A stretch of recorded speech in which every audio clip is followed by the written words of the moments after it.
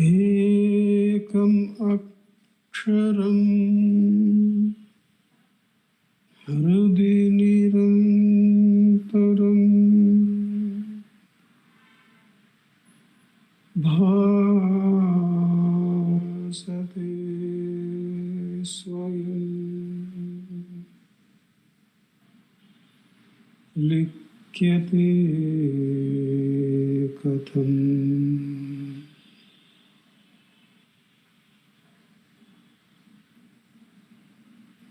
Hridaya kuhara madhye kevalam brahmamatram yaham maham iti sakshat atmarupena bhati Hrudi vishamanasa svam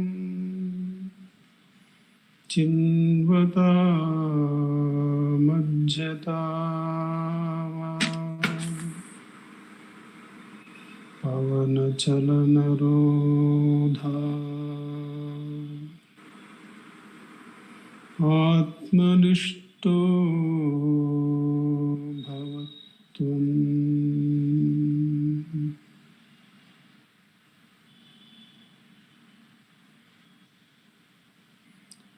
Deham mranmayavat jadatmakam aham buddhirnatasyaastyato naham tattata bhavashukti samaya Siddhatma sadbhataha Koham bhavayuta kuto varadhiya drishtatmanishtatmana Soham spurtitaya arunachala shivaha purno vibhati swayam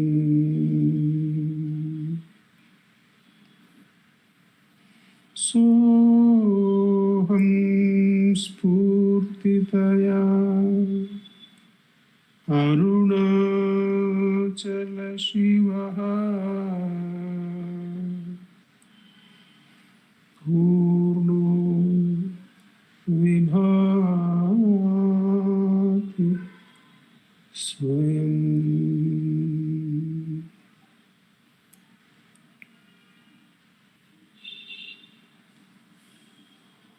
Namo Ramana. In this, the Friday satsang, I am standing in for Dilip ji. I'll be reading from Talks with Sri Ramana Maharshi randomly for about 10 minutes. And that will be followed by Atma Vichara of 20 minutes. And Akka's talk will conclude the satsang from 7:30 onwards. We begin this evening satsang by taking talk number 317, 6th January 1937. 6th January 1937, talk number 317. Mr. Parkhi. Many visitors here tell me that they get visions or thought currents from you. I am here for the last month and a half, and still I have not the slightest experience of any kind. Is it because I am unworthy of your grace? If so, I feel it disgraceful that I, being Vasishta Kulotpanna of the lineage of Vasishta, should not have your grace, while far off foreigners should have it. Will you kindly suggest some prayaschitta, method of expiation, for removing this disgrace? Bhagavan, visions and thought currents are had according to the state of mind.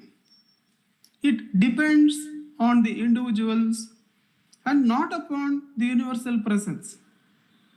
Moreover, they are immaterial. What matters is peace of mind. So the questioner starts off with a very self-righteous way of putting it, to put it mildly.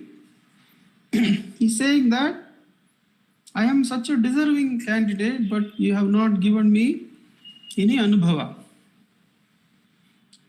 And that tells us what our approach should be to sadhana and Bhagavan, because Bhagavan says visions and thought currents are had according to the state of mind.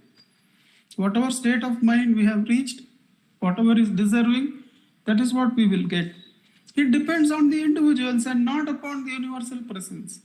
Bhagavan's grace there is constant, he is present with the questioner. Moreover, they are immaterial. These experiences are immaterial, says Bhagavan. So he takes away the any kind of criticism that can be assumed from the master. He takes away by saying these are not necessary. What matters is the peace of mind. Devotee. Peace of mind is the result of trance. How is trance got? Bhagavan. Trance is only absence of thought. That state prevails in sleep. Do you have enduring peace of mind on that account? So, Bhagavan removes one more demand from the mind of the questioner. One more thought arises that everybody says that they go into trance.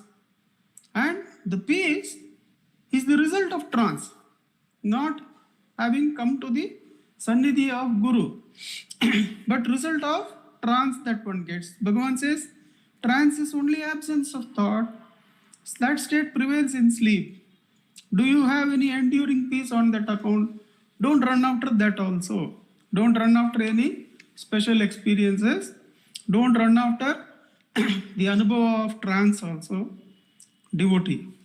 It is said in the journal maintained in the ashramam that trance is necessary. Bhagavan. Trance is not something apart to be got anew. Your natural state is that of trance. So Bhagavan says that trance is not something that he has to get anew. It is only his natural state. So instead of demanding something, he should get to the sadhana of removing whatever is unnatural, removing whatever is extraneous. Then what is natural and present as the source will reveal itself. Devotee, but I do not feel it. Maharishi, the fact of your contrary belief is the obstruction. The devotee says, you are saying that it is my natural state, but I am not feeling it. And Bhagavan says, the fact of your contrary belief is the obstruction. It may appear to be a simple statement from Bhagavan, but it is not.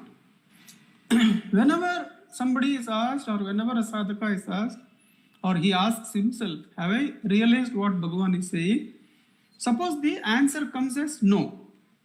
No, I have not realized. Then immediately one should make the inquiry, for whom is this thought that I have not realized? Now, the importance of that is that one is judging the whole of one's sadhana. So, this judgment that I have not reached is a single thought that stands on behalf of all the sadhana. And if this thought is removed, then all the sadhana falls in place and the grace reveals itself. So it is not an ordinary statement from Bhagavan. He would have made it many times in the talks. Whenever somebody says, I have not realized the self, he will say, Bhagavan will say, this is the obstruction. And in my initial days of reading talks, I would feel, what is this? Bhagavan is saying just this one thought that I have not realized the self. Somebody says, and he says, you remove that, that's enough. Is it as simple as that? But it is not like that. The statement we make that I have not realized the self is not an ordinary statement because it sums up our whole journey. All the walkings, all the tapas, all the dhyana, all the pujas we have done, we are summing up by that one statement. Now, in Drigdrishya Viveka, that is called as Sabda Anuvida Samadhi. Drishya Anuvida Samadhi means many thoughts are there, and then we have to go to the source. When many thoughts are summed up in one thought, then the going to the source of the thought and the ego becomes a singular step. That is why whenever Bhagavan says this, that somebody feels he has not realized the self, immediately when Bhagavan asks, this is the obstruction for you to realize the self, then really one has to latch on to that and inquire, for whom is this feeling? I have not realized the self.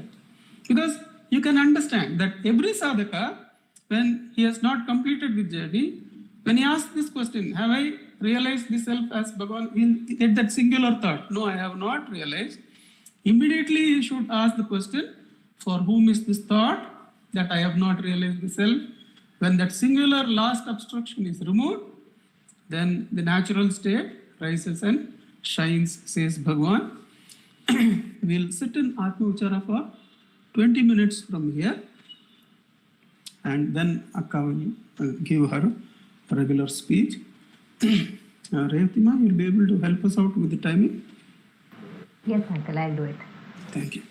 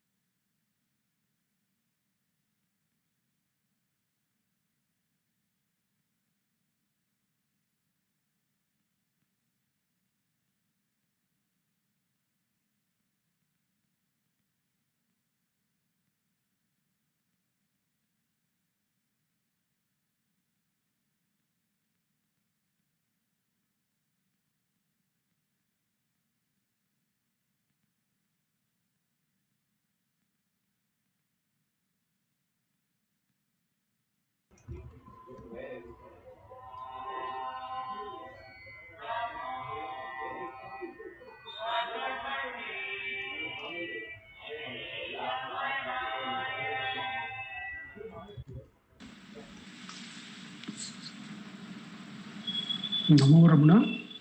I request our President, Dr. Sarada, to give her remarks. Namo Ramana ka. Namo Ramana. Prostrations to Ramana, shining as a self in all beings.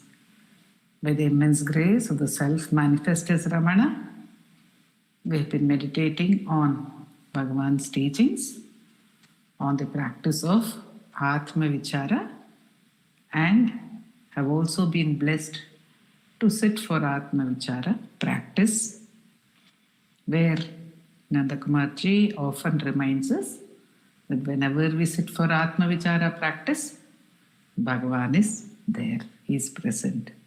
Of course, he is present always, everywhere, and in fact, he alone is present, but there are spaces, there are experiences where we feel that presence in a stronger, in a more powerful manner.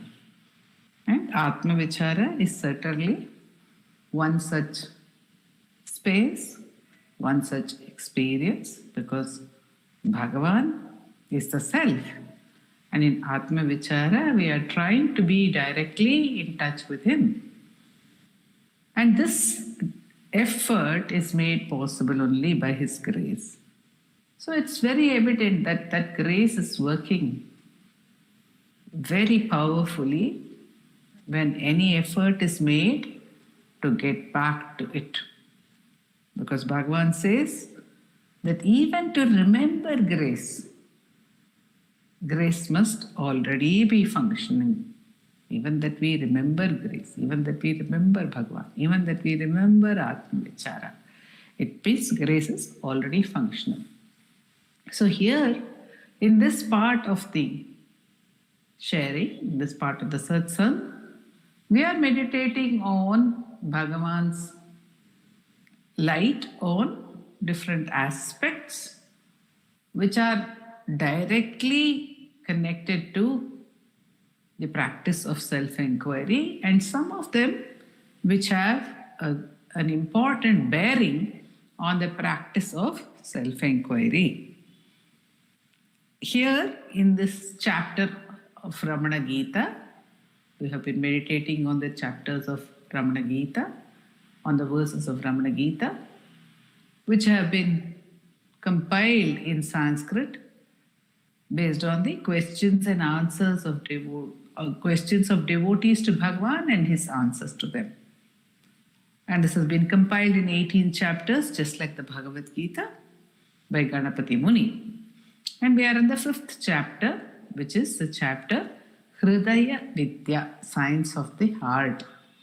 And in this chapter, there was no question.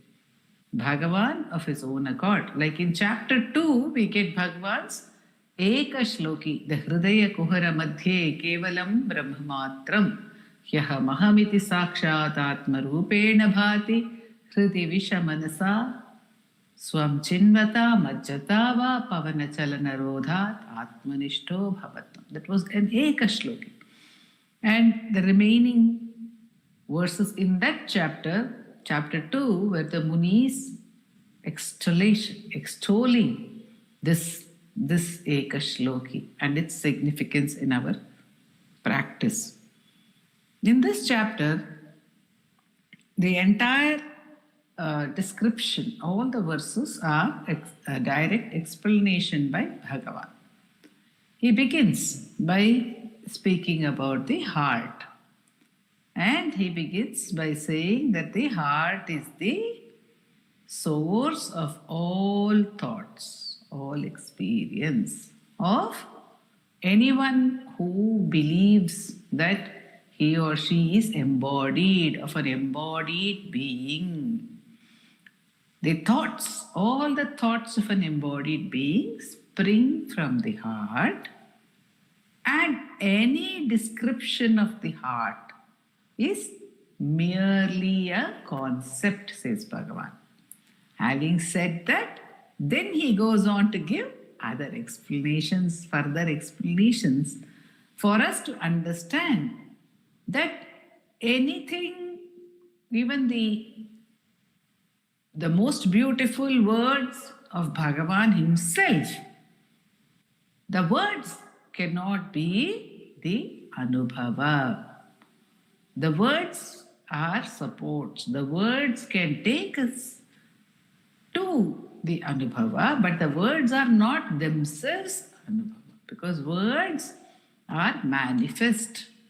Any word is manifest. So Bhagavan has told us in ekam aksharam hridi nirantaram bhasate swayam likhyate katam. Who can write about it? And he says that in Ashtakam he says, "Oh Adi Guru Dakshinamurti, you yourself explained this only in silence. And that's why you stand as Arunachala, revealing the truth silently." However, the compassion of that very self makes it express itself in words for our sake. And these words are obviously concepts. They are supports. They help us to go beyond the words. So having told us that, then Bhagavan starts describing what the heart is, the spiritual heart, as he called. What is this heart he is talking about? What is this, which is the source that he is talking about? He goes on to say that it is the source of the I thought. And it is not the Anahata Chakra. It is not the physical blood pumping organ. This is to the right. Tasya dakshinato dhama hritpite naiva vamataha. And what happens? Tasmat pravahati jyotis sahasraram shushumnaya. From the heart, the light of awareness goes to the sahasrara, the mind center. And atmastasya sahasraram. Then what happens? Tasmat pravati jyotis sahasraram sarvam deham sahasrarat. And from the mind center, from the sahasrara, it pervades the entire body, and then samsari manujo bhavet. Taf prapashyan vibhedena. And the seeing through this light of awareness, the world as apart from himself, as apart from the individual becomes bound. So what is the path Bhagavan is saying? The one is that this is the outward path, but you can retrace it to the source. From the world of thoughts, take it back to the source, to the mind source, the sahasrara, that is the I thought. Pull back the attention to the I thought, and from the I thought, pull back to the attention to its source, the heart, and abide there. This is what Bhagavan is saying. When he is explaining the process by which it is coming out, one can understand how he is giving us the reverse process in self-enquiry. Then he says, if one is abiding in that light, atmastasya sahasraram shuddham jyotirmayam bhavet. If the mind is abiding in the self, it just is pure light. Tatra jivenna sankalpo. There is no thought over there. There is no sankalpa over there. He's not saying there is no vritti. He says tatra jivenna sankalpo. There is no sankalpa in such a one. When the mind is absorbed in the heart, atmastasya, when the sahasrara or the mind or the I thought is established in the heart, atmastha, when it becomes atmastha, atmasthasya sahasraram shuddham, it becomes pure. Pure, why? Because there is nothing apart from it. There is nothing apart from the self. What is impurity? Impurity is a mixture of something which is not of the nature of that, the original essence of that object or that experience. Milk is impure if you add water into it. Water is impure if you put some other things into the water or dust into the water. It becomes impure. That which is not water, when it gets mixed with water, water becomes impure. That which is not milk, when it gets mixed with the milk becomes impure. That which is not the self, when it becomes mixed with the self is seen as impure. What is that not the self? The feeling that it is not the self.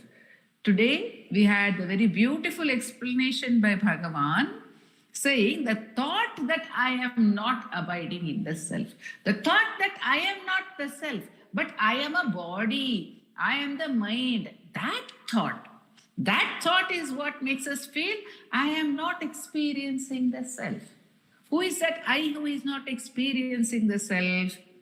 An embodied entity. I think I am an embodied entity who is not experiencing the self. But if this thought is questioned and one gets back to the source, then there is no other in the self, and therefore it is Shuddham. Shuddham Jyotirmayam. It is pure light. It is full of light. It is all-pervading light. Tatra jivenna sankalpo. There is nothing further to be done. There is no sankalpa. That's why Bhagavan has said in Upadeshasaram, Krityamasti kim. Aham kritimyo lasati krisitva kim tasya karyam parishishtamasti. He says in Sadarshana. What is left for him to do? There is nothing left. So, tatra jivenna sankalpo. Very sweetly he says, if a sankalpa wants to rise of its own accord, yadi sandhityata patet, if it even tries to approach the one who is abiding in the self, the sankalpa simply falls. Yadi sandhityata patet, it will just fall. There is no room for any more sankalpa. What is a sankalpa? A sankalpa is a motive, the motivation to do something, to get somewhere, to reach something. So Bhagavan says, even the thought that I must reach the self is not needed. Because who is the one who is to reach? He says, question that also in self-enquiry. Who is the one who wants to reach the self? Who is the one who feels I am away from the self? There is not even a motive to get back, but only the questioning of the separation. If any ashuddha bhavana is there, if any rising away from the heart is there, it is questioned and turned back to the source. So, tatra jivenna sankalpo yadi sannidhyata patet. So, whenever any sankalpa rises in us, we can become aware, as Bhagavan says also in Ashtakam, Indraham enum ninaivenir pira ondrum indru aduvare ninaivelil. If a thought arises, that means already a sankalpa has arisen. There is a thought. I want something. Unless I want something, unless I seek something, there is no need of any thought. Every thought is an indication of desire and desire alone. The desire to be manifest, the desire to be an identity, and thereby to hold on to a thought. The thought may be absolutely meaningless. It may not appear to be a desire. We classify our thoughts. We say these are thoughts about A thing. These are thoughts about B things. These are thoughts which are desires. These are thoughts which are not desires. I don't have any desire for this thing, but I'm just thinking about it. We may think so. We may think, I don't desire it at all, but I just have a thought about it. And that's why Bhagavan gives the story of, he gives the story of that Nakira, the great yogi. He gives that story where Nakira he was in dhyana, and When he was in dhyana, of course, there was no sankalpa, there was no thought. And he opened his eyes. And when he opened his eyes, there was a river flowing in front of him. And there was a tree above his head. And that from the tree, a leaf fell into the river. And that leaf changed into a fish. And that fish turned into a bird. And it flew away. And what did Nakira do? He saw this happening. He didn't even wonder. He didn't get amazed. If we were to see something like this happening, we would have wondered, what is it? How is it? How is this happening? So many thoughts might have filled our minds. But Nakira only observed it, and Bhagavan says he became yoga bhrashta. He fell from his yoga because he saw a happening. He observed something outside of himself. Tatra jive na sankalpo. There is no sankalpa even to watch, even to observe, even to know. Nandakumarji often says, even the aham spurana, right? When you experience the aham spurana, which is the shuddha manas, don't even ask anything of the aham spurana. So the sankalpa, the need to get something, the need to get somewhere is an indication that I am not of the nature of bliss. I need to get it from somewhere. I need to see something. I need to perceive something. I need to experience something. We had the devotee today asking Bhagavan, I am not getting any experiences. I think I need to experience something in order to have that bliss of the self. But it is natural. So Bhagavan says that when sankalpas arise, it means the mind is not stationed in the self. One has to get it back to the self. And if one mind is abiding in the self, then no sankalpa will arise. Even if he says, even if vijñāyamāna vishayam sannikarshena yadyapi, even if experiences, sensory experiences and other experiences happen because of their nearness. When a Jivan Mukta opens his eyes, he may see things, he may hear things.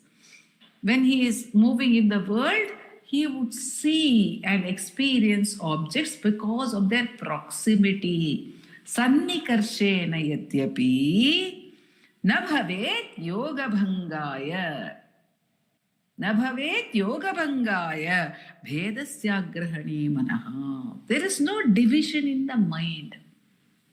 Because there is no division in the mind, there will be no moving away from the self. And Bhagavan explains in the next verse that this is called the sahaja samadhi. Grinhatopi sthiraikadhi sahaja sthitiruchyate. When the mind is thus absorbed in the self and never moves away, when the experiencing of objects does not disturb this abidance in the self in any manner, it is called sahaja sthiti. Nirvikalpa samadhistu vishaya sannidho bhavet. In nirvikalpa samadhi, no objects are perceived, says Bhagavan. Nirvikalpa, no objects are perceived at all. There is no perception of Vishaya asannidhau bhavet. So the objects, Vishaya is objects are not present at all in Nirvikalpa Samadhi. But in Sahaja Samadhi, though the objects may be present because of their proximity, they do not disturb the experience of the self. And that is the state which Bhagavan is talking about, the state of steady self-abidance, sahaja nirvikalpa, sahaja samadhi is what Bhagavan is saying is our real nature. It is undisturbed by any of the events that are happening. And then Bhagavan says, this is because everything is actually contained in the heart. When we know that everything is contained in the heart, how can there be any moving away from the heart? Andam vapushi nishesham, nishesham hridayam vapuhu, tasmadandasya sarvasya hridayam rupa sangraha. He says, this entire world is contained in the body. He says this again in Sadarshanam we find Ulladu 40, Sadarshanam. Yat panchakoshatmakamasti deham tadantara kim bhuvanam chakasti deham vina panchavidam tadetat pashyanti keva bhuvanam bhanantu. Can there be a perception of the world without the body? The body which is consisting of 5 sheets, he describes the body there.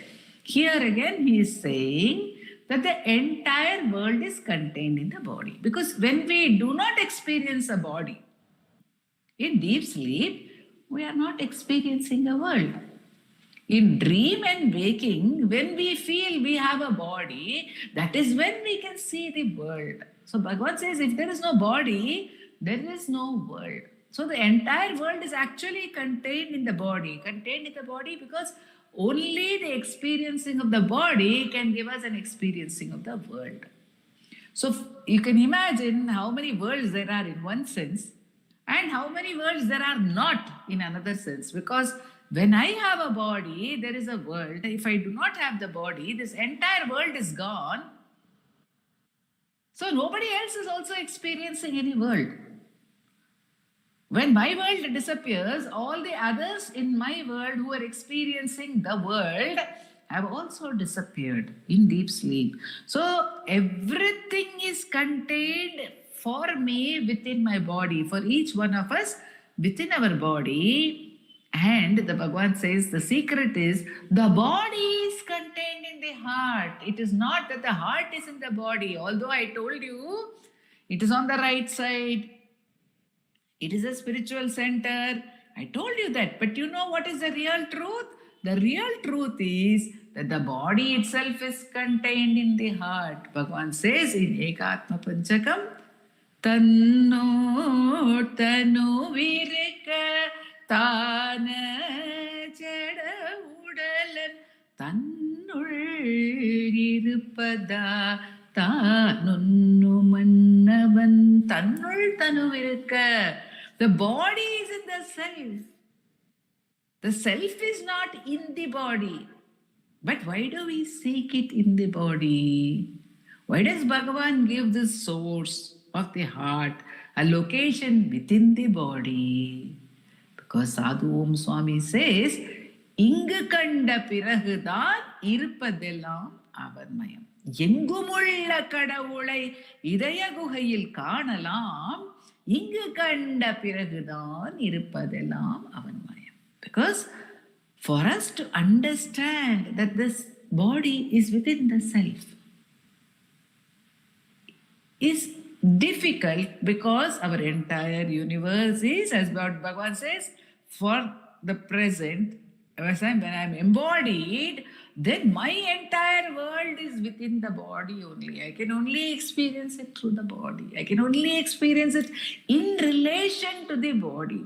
Therefore, Bhagavan in great compassion, understanding our limitation of being bonded to the body, of being a samsari, gives us this location within the body for us to turn and look at it as the source of the I thought and merge there.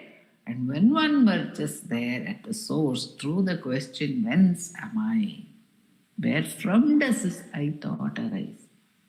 Just ask and watch it subside. Because when one does not hold on to any sankalpa, when one does not think of any thoughts as worthwhile, when one does not give life to them by making them into sankalpas, through the question for whom are these thoughts, and then when one does not allow the I also to remain in a state of identification by questioning it, either asking who am I or whence am I actually, I rise and disappear, where from? In this manner, when one traces it back to the source, the heart, then everything is seen to be or would be experienced to be contained within that, and the boundless nature of the heart would be experienced. And what Bhagavan says in the beginning, that all that is said before this, all that is said as by way of description is only a concept, is only an aid, a support, a concession to our belief that we are embodied. This fact would reveal itself by the grace of Bhagavan. Om Namo Bhagavate Shri